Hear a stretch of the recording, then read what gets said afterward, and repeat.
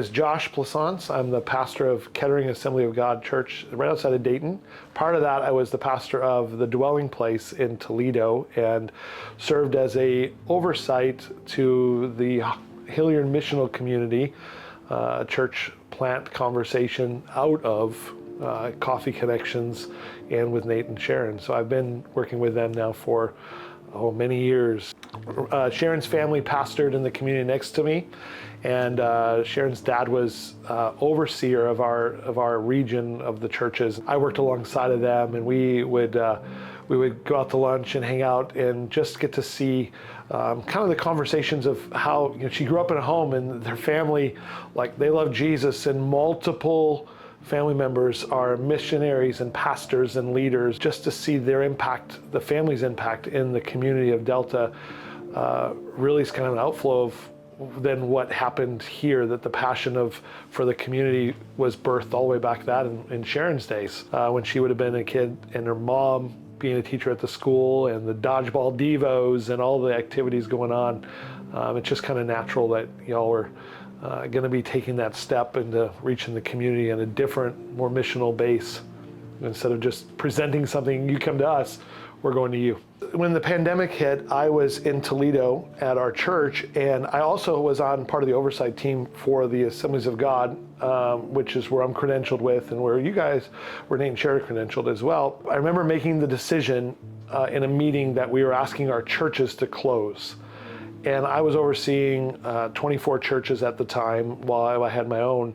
And to be able to call those pastors and ask them to close for the next 6 weeks and make the plans. And for ministry-wise, that was, we were 2 weeks out from Easter, and that's like the Super Bowl of planning and scheduling. You're doing all these things. And I had, of those 24, I had 3 church plants. So we put a plan together and actually recorded prior, like as soon as we announced, we got together and recorded prior, and then our each of the pastors wrote one of the sermons, and we videoed and shared those sermons on a Sunday on YouTube.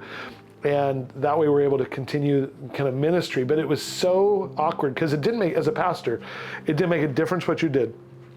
Either you made a good decision and everybody loved you, and or other people didn't agree with your decision. You're either spiritual or not spiritual. It just depends on what your bent was. We lost all of our services for our kids because we couldn't meet with providers and counselors and psychiatrists and all these kind of things because of what was going on. And so the churches, as a whole, it was interesting because you walked in and you figured, what's the church isn't going to make it, what's going to happen, what are we going to do, what can we get together, all that time of being understanding.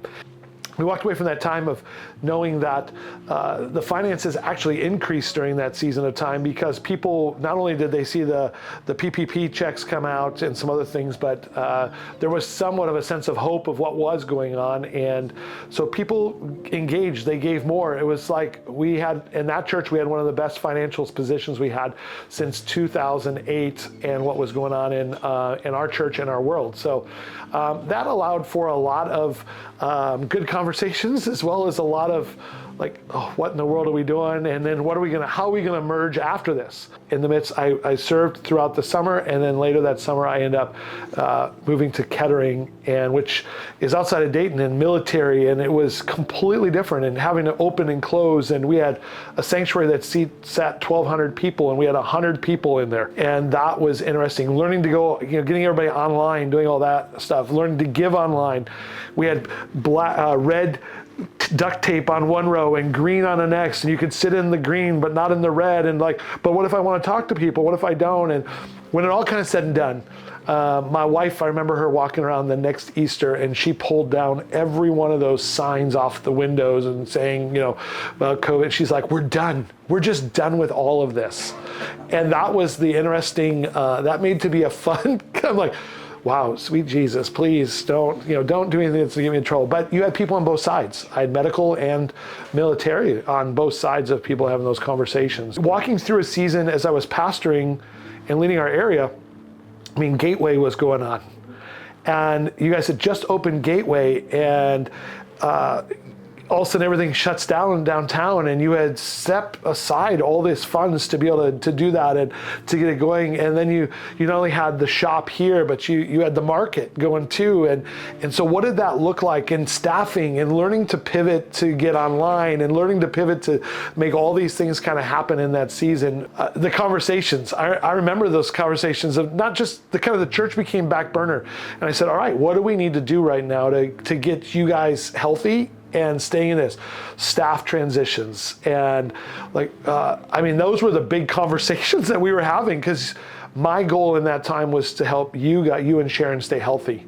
And not physically healthy, but mentally, spiritually, be good leaders. It became natural just from our relationship that I was a sounding board. And I was also outside the community. So I wasn't anybody, I didn't understand Hilliard's methods and how they, it was more of a tighter community. There was more rules here than where I was. Most importantly, okay, how's your marriage doing? How are the kids doing, the girls doing?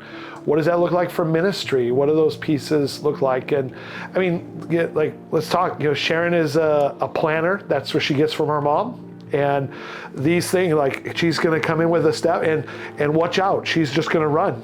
And whether you're going to do it and lead it, we've had conversations about thinking and processing.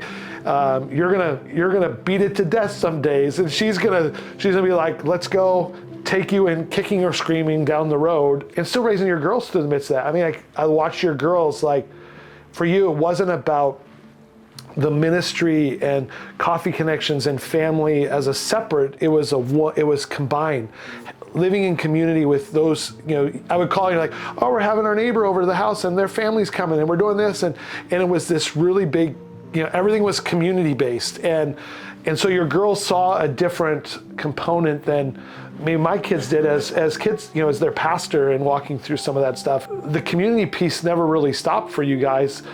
But at times it was, while it was easy to put on a face to front to folks, on the backside, our conversations became, well, I'm really struggling myself. How do I walk through this? How do I deal with this process?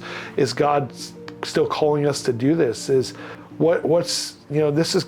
the vision. We felt called to do this, and how is God going to lead us through these times? So, go back to the name Coffee Connections, right? Coffee's just here. That's just the medium by which that you guys get to do stuff and to love your community. But it's that second word, connections, that you guys are really integral in this community. That if Coffee Connections went away, would this community know? That's the same thing for me at the church. If my church went away, would our community, what would they say?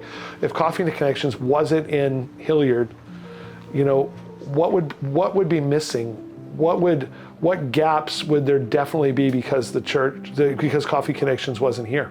I'll say this, when we had a coffee, when we came back into Sunday school or discipleship on Sunday mornings, we had a coffee cart that got pushed around kind of a thing.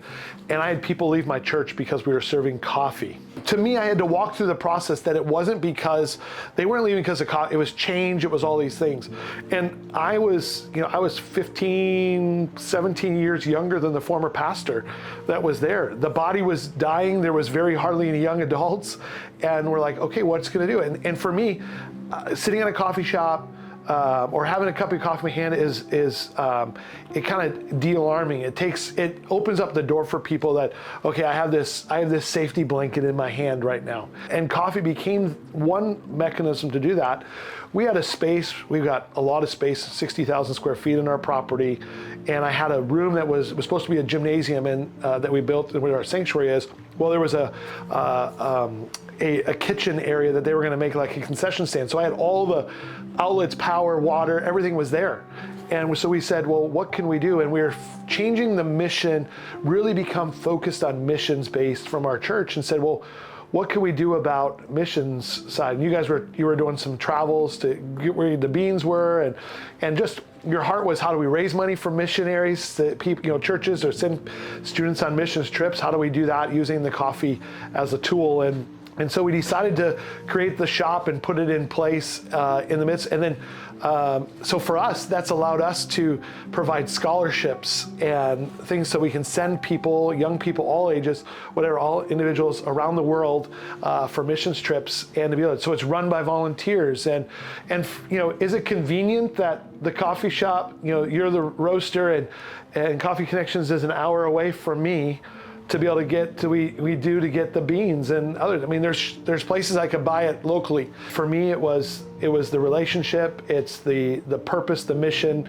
and just to support you guys to be like, and that's one area I was pushing. I'm like, let's take the roasting business and make that a more of a revenue so it can release you, Nate, to do what God's called you to do. And beyond this, Sharon can run more of this, and you can take some of those pieces. And we talked about staffing, we talked about all those things, but you walked in and helped us dial in our machines. You came in and when our last machine went down, we didn't buy this brand new one. We had a used one, and then we bought another used one. But the connections that you had allowed us to be able to continue that forward, where we're able to generate and give funds to a dozen individuals to go on missions trips around the world. I mean, that for us, it just helps us fulfill the vision that God has given to us for mission, and at the same time we get to bless you guys and pay for your kids to go to college someday, right? All those things, whatever, those big pipe dreams that we all have, right? Or just put those kids behind the bar and such, which we're going to be. Yep, but it's a relationship. For us, it's more than we just get our beans from you and cups and everything else. It's the relationship that we have that we come in. A couple weeks ago, last week we came and just sat around this table with my staff and you guys, and we just yucked it up for an hour and a half and got to hang out with Papa Joe and others, whatever, and just be able to hang out with these guys.